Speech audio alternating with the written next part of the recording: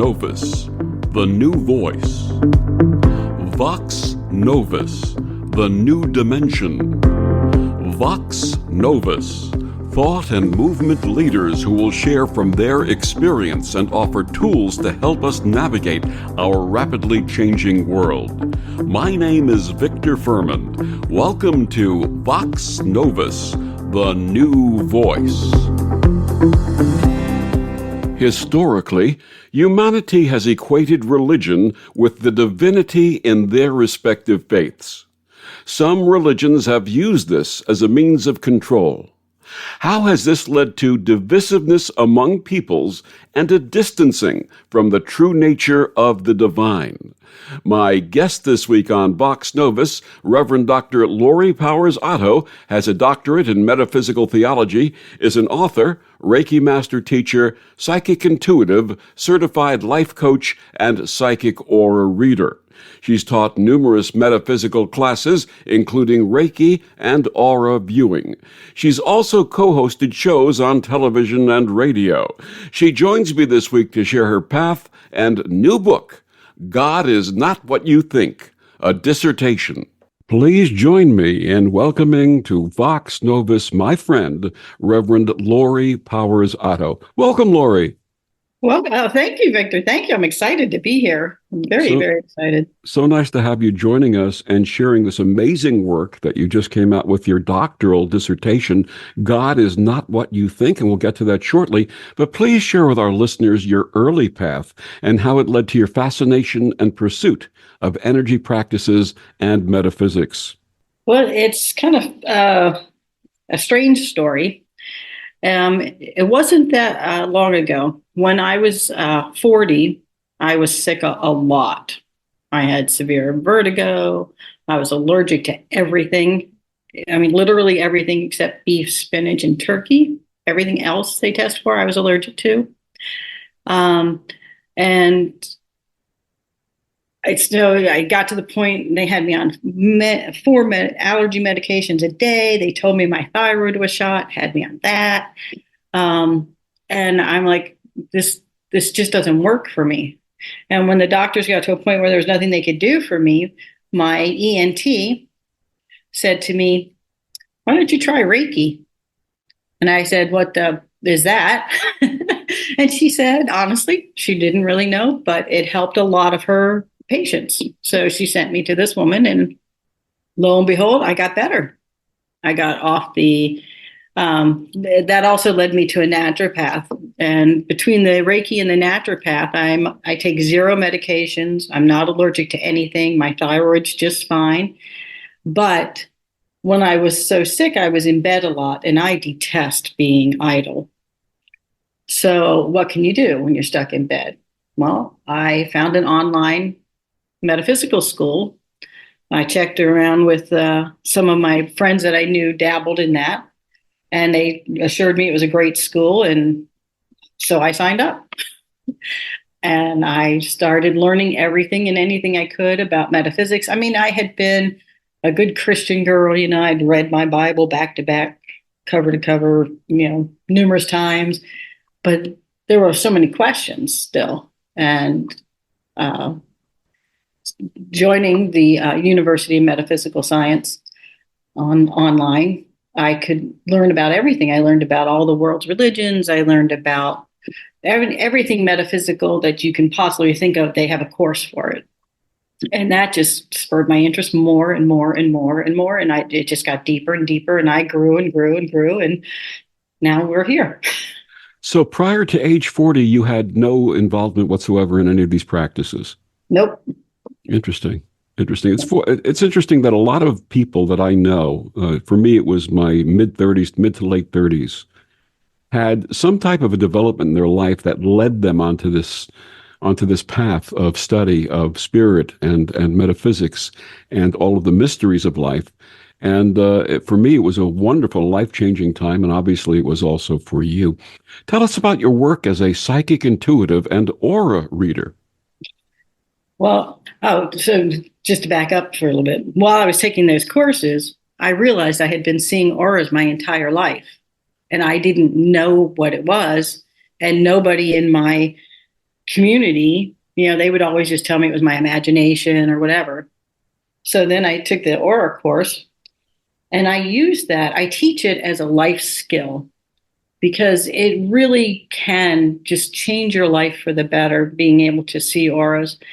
I tell people, if you're dating, if you're looking for a job, if you're hiring, I had a student use it to buy her husband a car. She checked the aura of the car dealership, the car dealer, and the car. Because everything has an aura, everything in creation has an aura, and that allows you to see its energy and its trueness,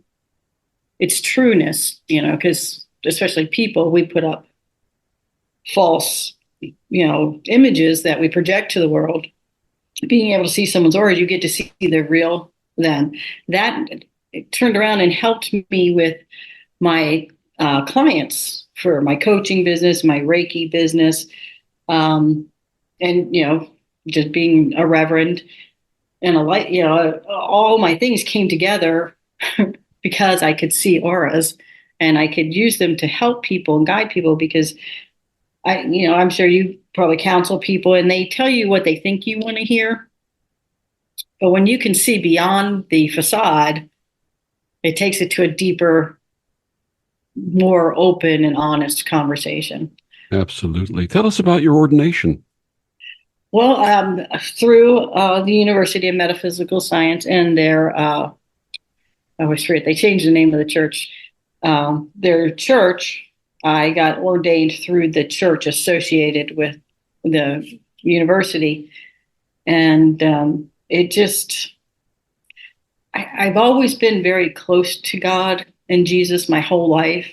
That was, when I was little, I took myself to church. Well, no, truth be told, it was only 2 houses down the street. So that was easy to do. I took myself to church because that wasn't something my family was into. And my sisters would come. And so I developed a deep bond with God and Jesus and, the angels. And so when I had this opportunity to really study all the religions and become an ordained minister, it felt like that was the path that God was calling me on. Absolutely. Same for me in the 90s when this happened to me. What inspired your first book, We Can Save Her, Mother Earth, Climate Change, and Us? And what did you share with your readers about our relationship with and stewardship of Gaia? Well, this book is very, for a small book, has a ton of information in it.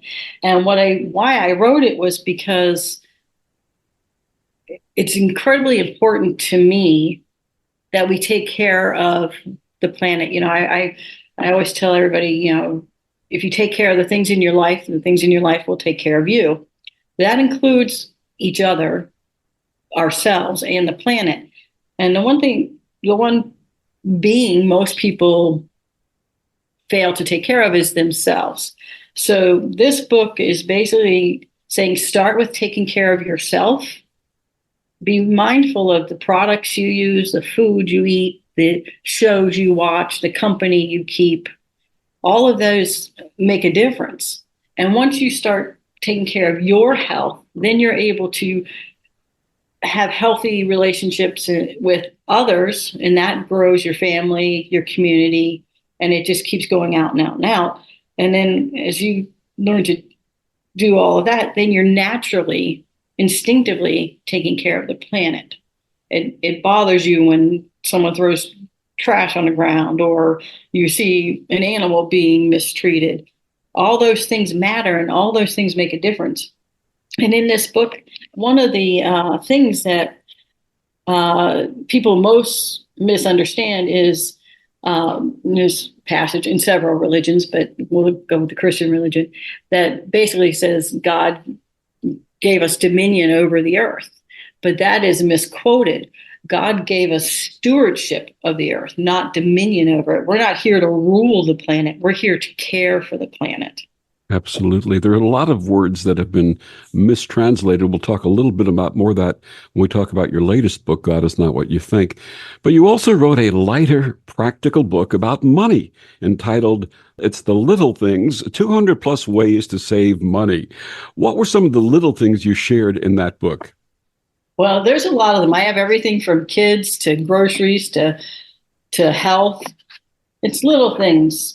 It's like, I mean, it really is. When you're cooking your food for the week, for example, cook extra, right? And freeze it so that you have it for a later date. And, so that way when you want that dish again, it's already made for one. So that saves you from having to go to the grocery store, from buying more products and spending the, utilities to create the food because it's already made. You just have to heat it up. Or if someone stops by unexpectedly, you can pull something out of the freezer and there you got a meal. I mean, that's one of the things. But the other thing is use less. Like when you're running your dishes or doing your laundry, you can actually use a third to a half less than what the manufacturers recommend and get just as clean dishes, clothes, what have you. And that goes for most products. They recommend we use way more than we need to. So start by cutting that in half, and then you've already expanded your budget, how much money you have. So it's little things like that I have in the book. Easy things. I know when I was growing up in the 1950s and 60s, one of the things that was stressed was being very conservative with your money and being very careful with your money when you earned money to save it, which is something that seems to have disappeared in latter generations. What do you say about kids? Any advice for kids on saving money? I do have a whole section on kids. And one of the things that I recommend is don't be afraid to do hand-me-downs. People get so caught up with my kid needs the newest this, my kid needs the newest that. No, only if you teach them to think that way. When I grew up, I wore hand-me-downs. I wore hand-me-downs from my brothers. There was nothing wrong with that. And people need to get back. That's an easy way for a community to support each other. If they shuffle around clothes and toys and games, because let's face it, our kids outgrow all those things really quick. So if you move them around and then your whole community gets use out of them, it saves everybody money. Absolutely. And not to mention the fact that today things are so pushed on us with marketing about getting the latest and the greatest iteration of the latest iPhone or the latest cell phone, whatever it might be. And kids just say, I want that because it's the latest and the greatest. And I've still got my old iPhone 8. It's working just fine. So. When we did finally upgrade our phones, my husband had I think it was a 5, Mm-hmm. and they laughed at him. but it served his needs. So he didn't, until he needed to update it, he didn't waste his money. And that's part of what this book is about. You don't need a new car every 2 years. You don't need a new iPhone every 6 months or however else when they come out or whatever. But we have to teach our kids that, yes, you do. We let them get involved in that commercialism. We need to teach them, no, you don't. It's okay to have a 5-year-old iPad. And I'm sorry, I don't even know what kids under 8 need an iPad for. But that's just me. Maybe I'm just old. No, just practical. It's nice to write with a pen and paper or a pencil and paper, and you don't have to have an iPad to write, as I try to impress upon certain people in my life. Your latest book is your doctoral dissertation, God is Not What You Think. First of all, congratulations on earning your doctorate and the publication of this dissertation. That's a lot of work. That's wonderful. So congratulations. Thank you. What inspired the message in this book? Well, I think I might have mentioned this to you, but I actually wrote this dissertation a while ago, and I decided to publish it as a book now because I see so many families, communities, countries fighting over God, which is ridiculous because God is love.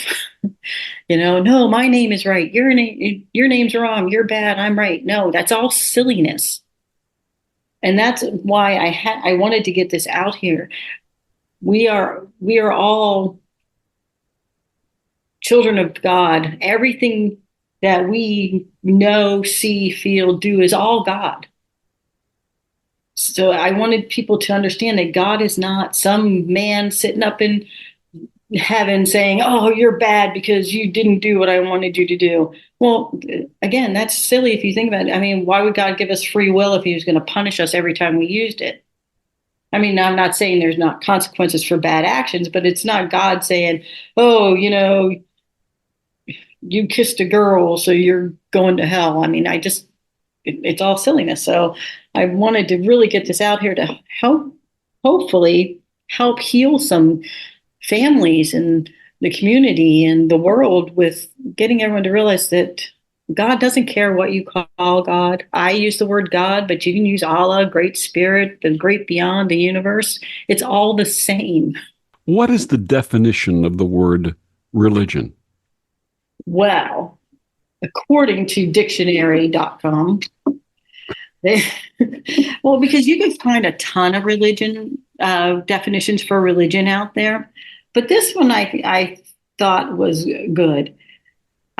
Religion is defined as a specific fundamental set of beliefs and practices generally agreed upon by a number of persons or sects. So religion is man-made. Religion is something, mostly a bunch of men would get together and say, "Hey, this is what we're going to believe in now." And that's fine for them. I mean, if that's what they want to believe in, but it's not fine for everybody else. And that's why there are so many kinds of religions, because different places, different circumstances, they needed a different set, or they wanted a different set of rules, right, to live by. So that's why there's so many different religions. We call, some worship God, some worship goddess, some worship cows. I mean, it just depends on. So religion is just man-made BS, basically.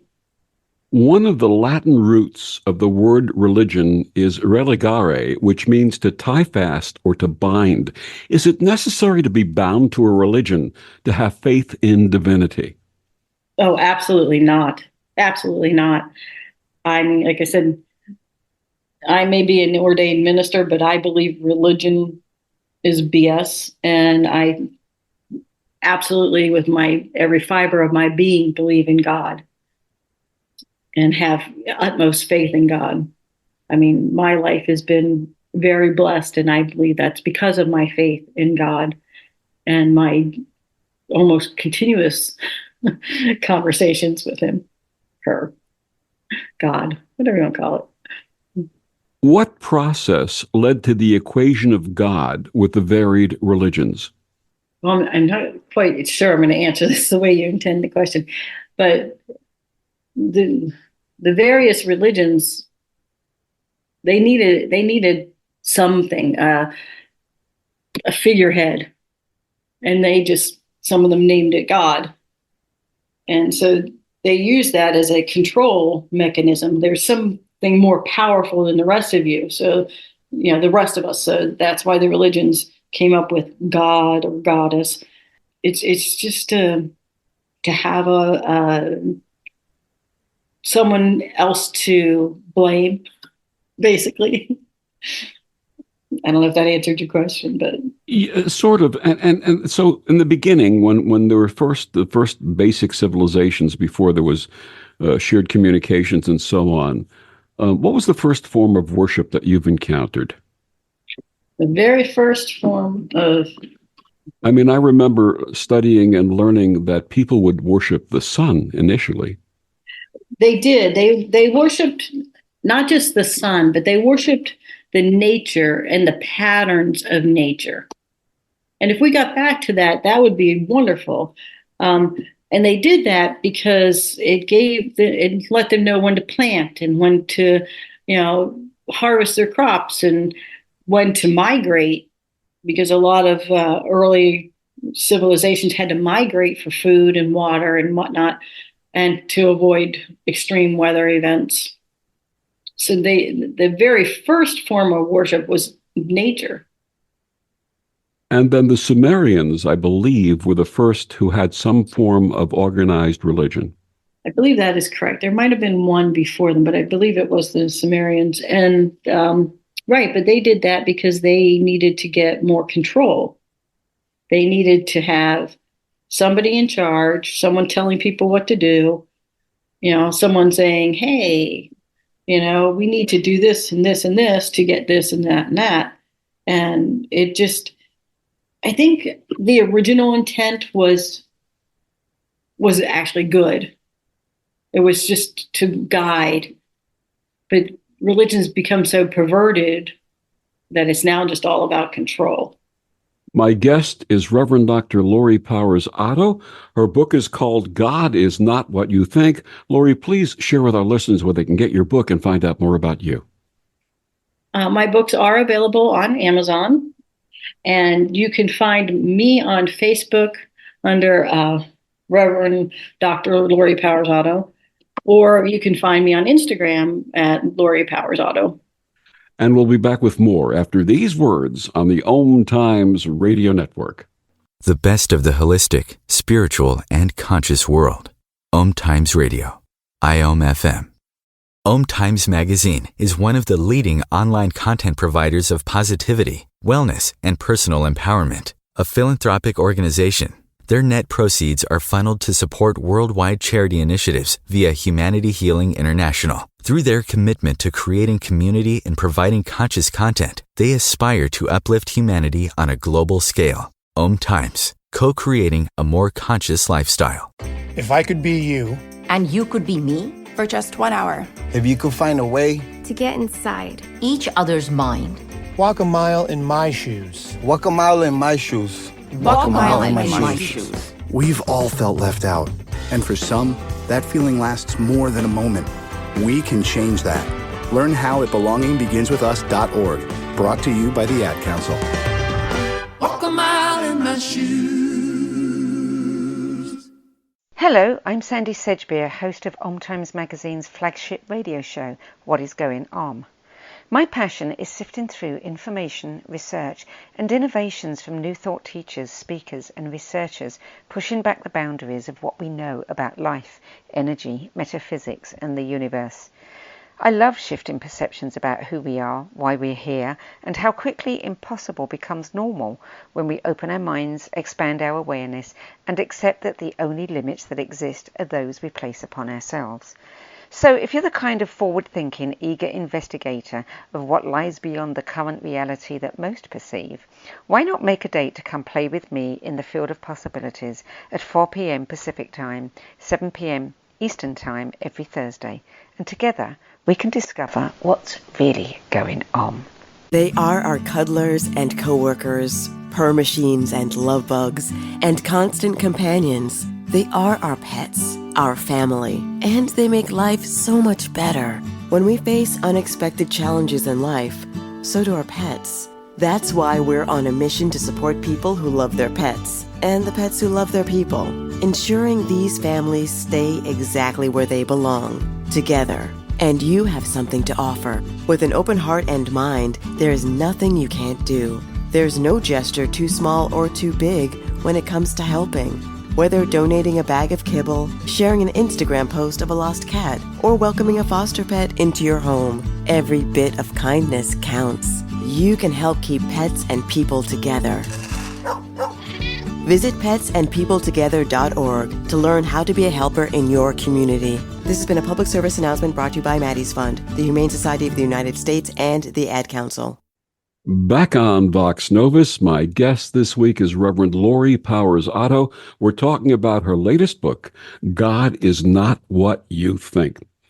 Lori, several early religions included the worship of the feminine divine or goddess, still present today in Hinduism and Jainism, certain sects of Buddhism, and pagan practices. Why do you think the mother was left out of other religions? Control. Men, for the most part, are afraid of women. They're afraid of the energy, the power, the love that women exude. And so in some religions, not all, in some religions, it was very deliberate to keep the woman down. to make her less. That's why they say Eve was made from Adam, or a woman is a man's property.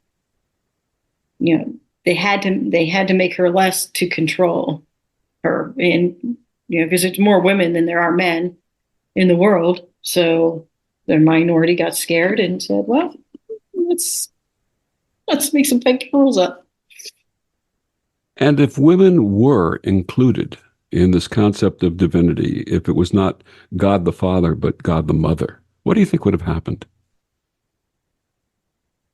It's my belief that if we included both, not one or the other, Yes. it should be both, that it's more complete and everybody gets a seat at the table. Everybody has a stake. Everybody gets empowered. And that's how I would like to see us as a planet move forward in our beliefs that everybody has value. So it shouldn't be God or goddess. It should be both.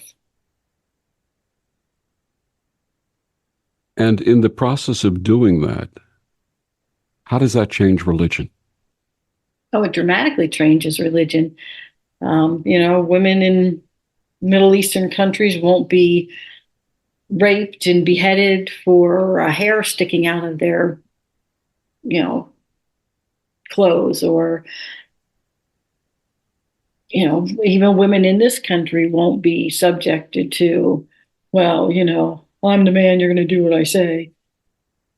And, not have like control over their bodies or their thought process. I mean, people have to remember, it wasn't until the 70s that a woman could have a credit card in her own name, right? So by worshiping both, bringing them both to the table, everybody gets empowered. Everybody gets strength. And it would also bring more empathy and compassion, wouldn't it?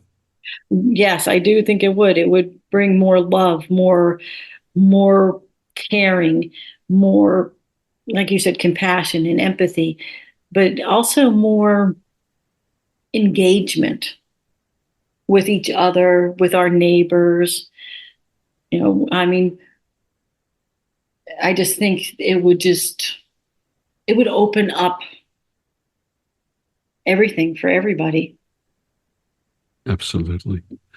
How has belief in an afterlife shaped Western religions and the relationship with God? They've made people afraid. It's made people afraid of God. If you don't do what God says, meaning what I tell you God says, then you're going to hell and you're going to be punished forever. So people get afraid. And people don't live their authentic selves. And a lot of people come to hate themselves because they feel they're not good enough, and they're not going to get to heaven, and it's really taking religion to some of its worst aspects, and it's taken us away from living, like, honoring this planet. Right? So many people are waiting to get to the other side that they don't take any care of this life. And this is a beautiful, precious gift God has given us that we shouldn't be squandering or ignoring for something in the future. And the concept of sin, created by man, not by God. Yes, absolutely. Absolutely. Sin is just another word that they use to control you, because they can't even agree on what sin is which sin. And, some religions, this is a sin, some religions, that's a sin. And it's like, okay, you can't even agree on that. And then you're going to, it's just like, I have a lot of LGBTQ plus friends and relatives. And, some of these religions are telling them that they are sinners because of the way God made them. And I just can't ascribe to that. So when they say that, I look at them and I say, so you're saying God made a mistake? Because you're saying God doesn't make mistakes, but now you're telling me God made a mistake because he allowed this sin to happen? I don't get it. Talk a little bit, if you can, about what happened with the foundation at the Council of Nicaea under Constantine and how it changed the approach that Jesus had brought. Well, what people don't seem to understand is, first of all, that was originally convened for the benefit of the Catholic Church, who now does not even use that because King James changed it.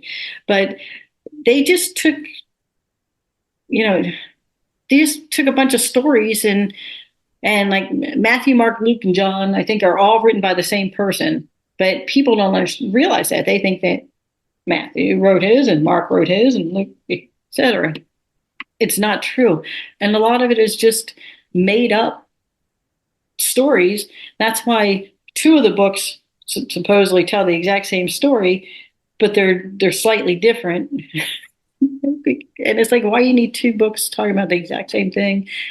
I think it destroyed the teachings of Jesus. I really do. I know way too many people that say they're Christians that don't believe in the things Jesus believed in, helping the homeless, feeding the poor, taking care of each other, loving one another.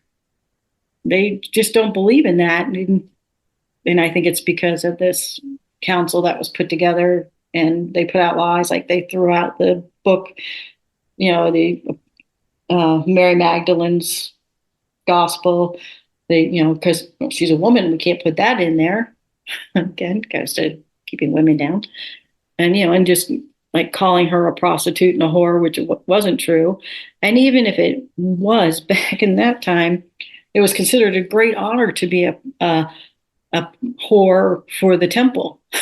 So I don't know where they're going with that. And a lot of the omissions really were the omissions having to do with personal freedom, with equality, with loving each other. Right. Right. Because if you love, I don't know, back when there was a big movement against interracial marriage, they tried to say that was based on the Bible, but it's not. Because if you read like the Old Testament, a lot of the kings would marry daughters from other countries, clearly not the same race, right? But, or nationality. So you can't say that it was wrong. We intermingled all the time until somebody came up and said, "Oh, that's bad. Don't do that." So yeah, sorry, going off. No, not at all. And this is an important conversation. Now, in God Is Not What You Think, you researched and wrote extensively about religion being that mechanism of control. How did that evolve? When I started studying the world religions is when I realized how much BS it really is. And so I wanted to study this to find out, well, why did we even create religion? What was the point of it? If we were going to just make it up, I mean, what was the point, right? And that's when I realized through my research that these religions were based to control the populace. And, you put a few men in charge and they got everything. They had the money, they had the house, they had the clothes, they had the food. And people would starve and whatever. And when people were like, "Oh, yeah, we're starving, there's famine," and they'd be like, "That's because you made God mad. Now go do this and you'll make him happy and you'll get food, at some point." So that religion, I get very passionate about this. Religion is just at this point purely for controlling people, purely for controlling how they feel, how they think, what they say, what they do. I mean, I know when my grandson turned 14, his church sent him a letter saying he had to start paying to be a member of the church. So he left. Because he's like, "I'm 14. Where do you expect me to get money from?" And they're basic response was, well, your Christmas money or your birthday money or when you get a job. Well, you can't get a job till anyway. That's amazing. By the way, when she uses the term BS, she's talking about blasphemous speech. That's Yeah. what she's saying. Okay. Thank you. You're welcome. But getting back to this whole thing now, in Catholicism, the priests are not allowed to marry. You know what caused that? I actually, I don't know the exact reason, because I didn't look into that. But I know in one religion whose name is escaping me, they wanted supposedly the men to be pure and focused solely on God and doing Jesus's work. And they felt that if they had wives and families, they would be distracted from their purpose, their mission. And what I've read and understand was that in those days, if a man passed, his wife would immediately inherit his property. And since the property belonged to the church, they didn't want the property to go south. Of course, another way of keeping women down. Yeah, that makes total sense, because that happened in not just in religion, but in many, many, many parts of the world. They would use that same logic. They don't want the woman to inherit when the man dies. It has to go to another man. So they make rules and regulations to ensure that doesn't happen. That sounds like what the Catholic Church did. Unfortunately, I've known of several Catholic fathers that, well, they might not be married, but that doesn't mean they don't enjoy the pleasures of the flesh. Wouldn't that be natural? Wouldn't it be more actually someone would be more balanced if they had the ability to not have to either put on the facade of celibacy or not have to be involved in celibacy? Wouldn't that make them more compassionate? Yes, it would make them more human. It would, they would just understand more. Yeah, absolutely. This idea actually caused families to fall apart with the ostracization of children who did not follow their parents' practices. You share about this in your dissertation. How did you feel about this when you learned it? Oh, well, the one story I put in there extensively, and I didn't even put all of it in there, is just gut-wrenching. I mean, there's two in there that just tore my heart out. How do you turn your back on a child that you created simply because they don't follow your beliefs? I don't get it. I can't wrap my mind around how anyone can love a made-up religion more than they love their offspring. And I believe the story you shared had to do with a young man whose parents were Mormons. Is that correct? Yes. He, having known several Mormons throughout my life, this story it still took me by surprise. The extreme hate these parents built for their child, simply for being who he is. And it's interesting because I have several Mormon friends, and they would never do anything like that to their children. Right. That's why, this extremism took me by surprise. But I guess it shouldn't have. Growing up, we had a neighbor, the son became a Mormon and cut all ties with his parents because they were Baptist. Mm. It's mind-boggling to me. They were the nicest people in the entire world. Getting back to women in ministry, one of the things that I've found is I have several wonderful women friends who are ordained interfaith ministers who are ordained, one of them in the Old Catholic Church. He's a bishop in the Old Catholic Church, different various religions. Having women in clergy, I think, is such an important thing, don't you? Absolutely, I do. Like I said, it brings more balance. It brings more compassion. It brings more depth of understanding. And I don't get me wrong, men are wonderful. We're just raised differently, right? I don't know that we're necessarily made up differently. I think we're just raised differently. So we have different beliefs and instincts drilled into us throughout our lifetimes. And women just tend to be more empathetic, more understanding, and can see beyond the obvious. Does that make sense? Absolutely. I actually had the blessing. My dad passed when I was 15, and he was sick from the time that I was 8. And I had the blessing of a mother who really taught me a lot of the lessons that we're talking about today, about compassion, about empathy, about caring for others. And I'm grateful to her, with her teaching. She made me the person that I became as a man, and I'm grateful to her.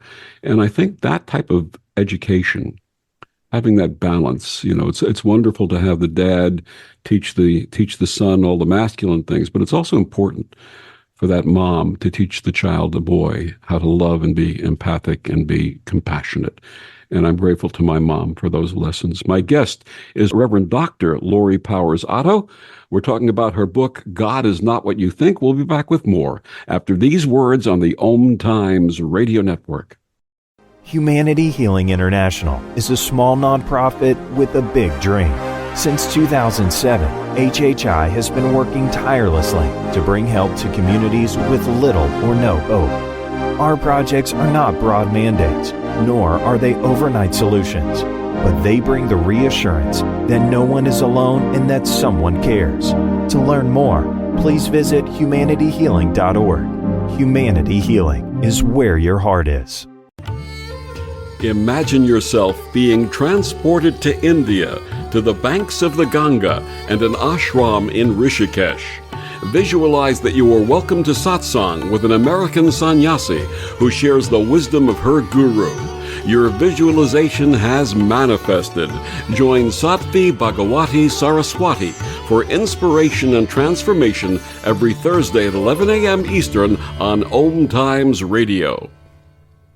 More than 24 million Americans have an autoimmune disorder, and that number continues to grow. I'm Sharon Saylor, and I'm one of those 24 million. To put that number in perspective, cancer affects about 9 million and heart disease up to 22 million. That's why I've brought together top experts and those thriving regardless of their diagnosis to bring you the latest, most up-to-date information. Join me, Sharon Saylor, Friday night, 7 p.m. Eastern, for the Autoimmune Hour on Life Interrupted Radio to find out how to live your life uninterrupted.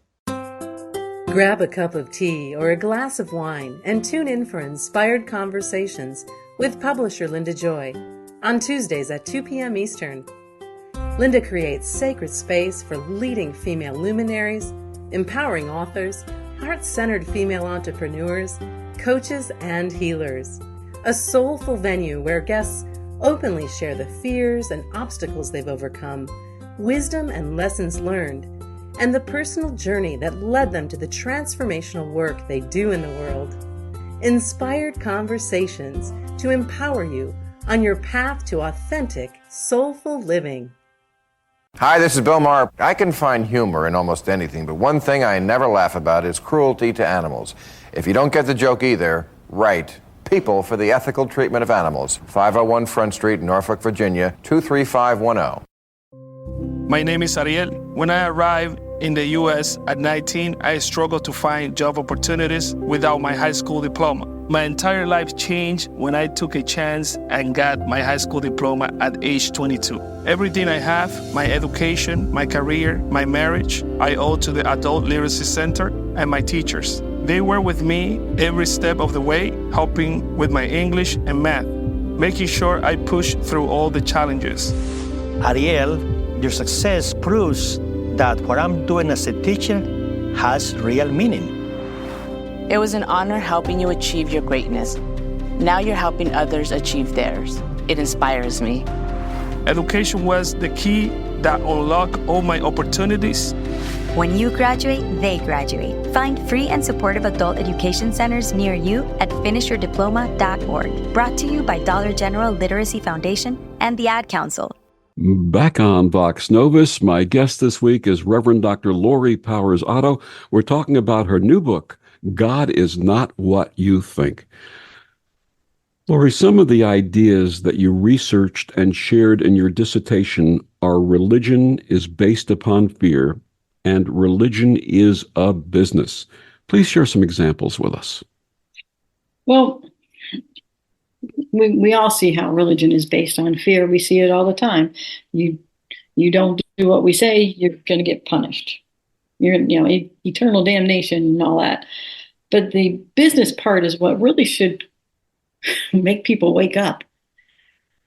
The churches in this country have so much property, money, resources, but they keep it for themselves, and that's what makes them a business. Is they donate less than 3% of their value to charitable organizations, and that's across the board.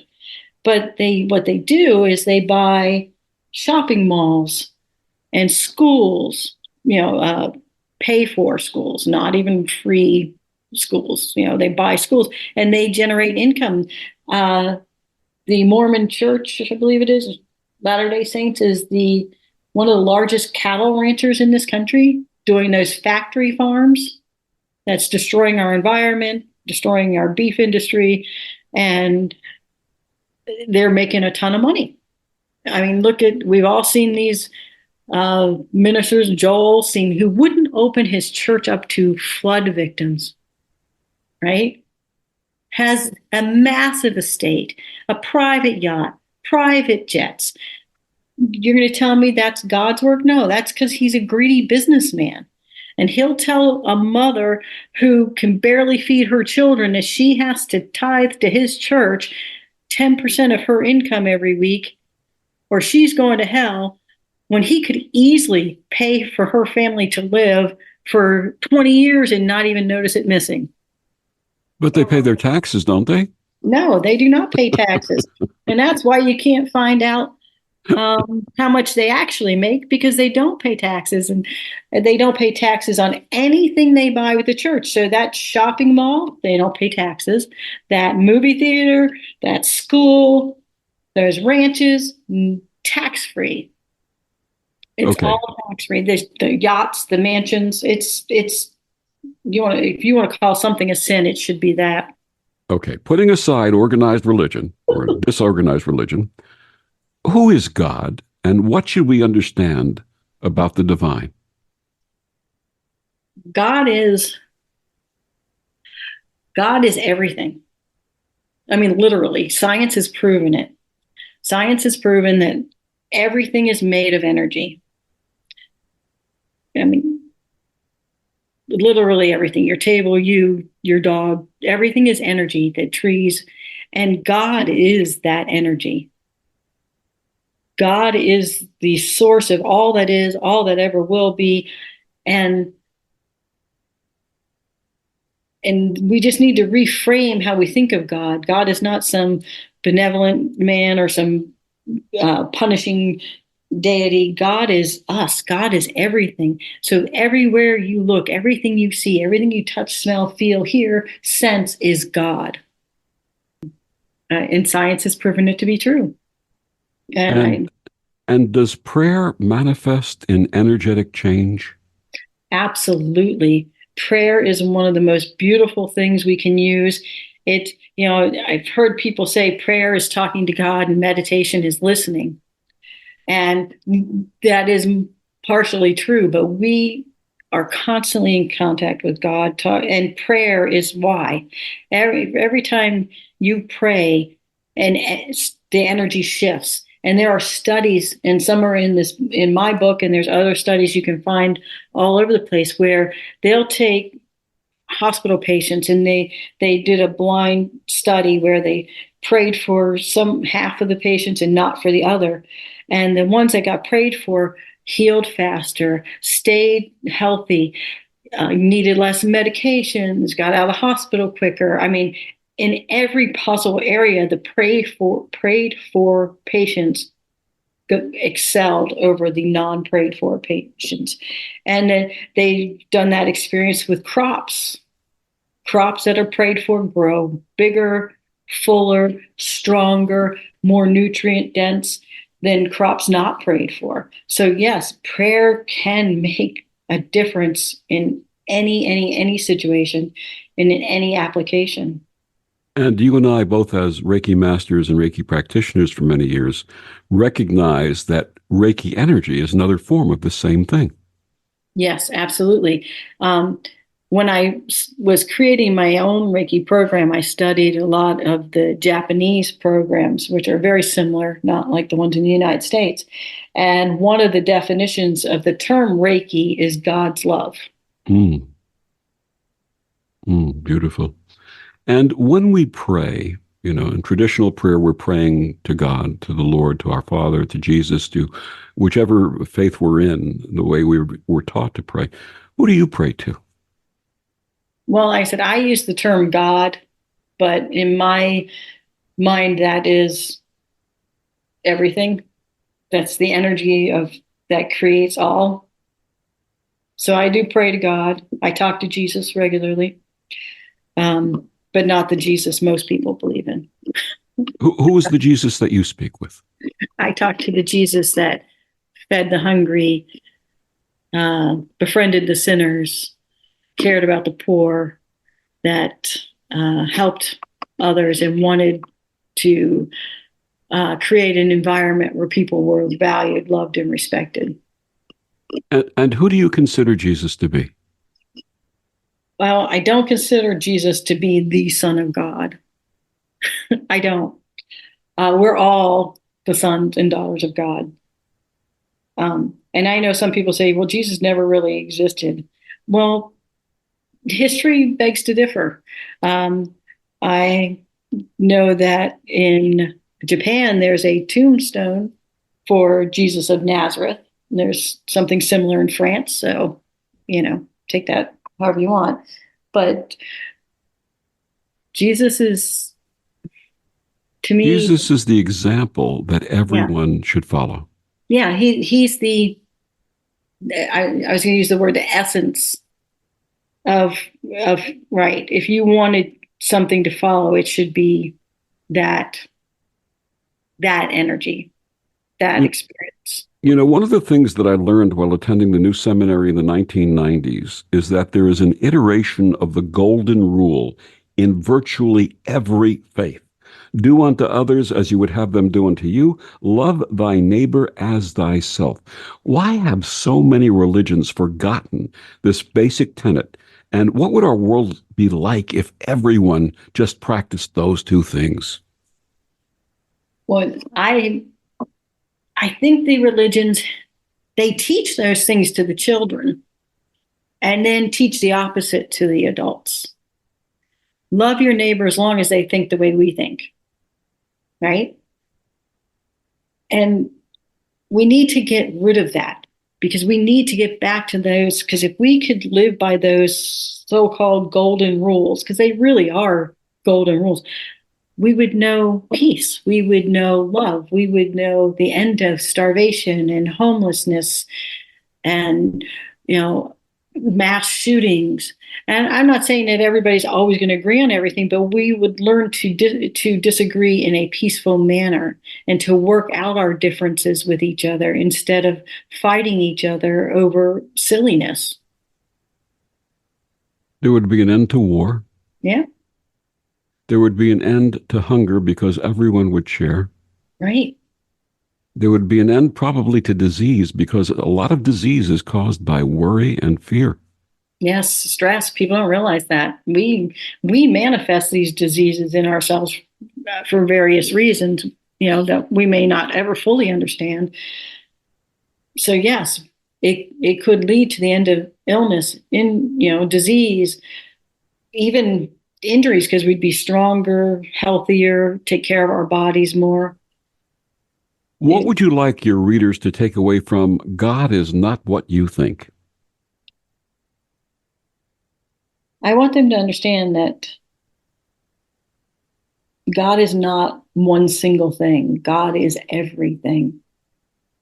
And you can have a relationship with God without subscribing to a religion. And you can, God's not some far off entity. God is, go out and talk to the tree in your yard. That's God. Talk to your pet. That's God. Talk to your spouse, yourself. It's all God. God is everywhere. God is everything. God is not good or bad. God is not, angry or benevolent. God is just everything. And an example in that energy, in that love of what each and every one of us should aspire to. Mm. My guest is Reverend Dr. Lori Powers Otto. Her new book, God is Not What You Think. Lori, one more time, please share with our listeners where they can get your book and find out more about you. My books are all available on Amazon.com, and you can find me on Facebook at Rev Dr. Lori Powers Otto, or on Instagram at Lori Powers Otto. Lori, it is a pleasure to have you with us and sharing this message. It's also a pleasure to call you my friend, even though we've never physically met. We've been friends on Facebook for a long time. A long time. Thank you. Thank you so much for joining us. Oh, thank you, Victor. And thank you for joining us on Vox Novus. I'm Victor, the Voice Furman. Have a wonderful week.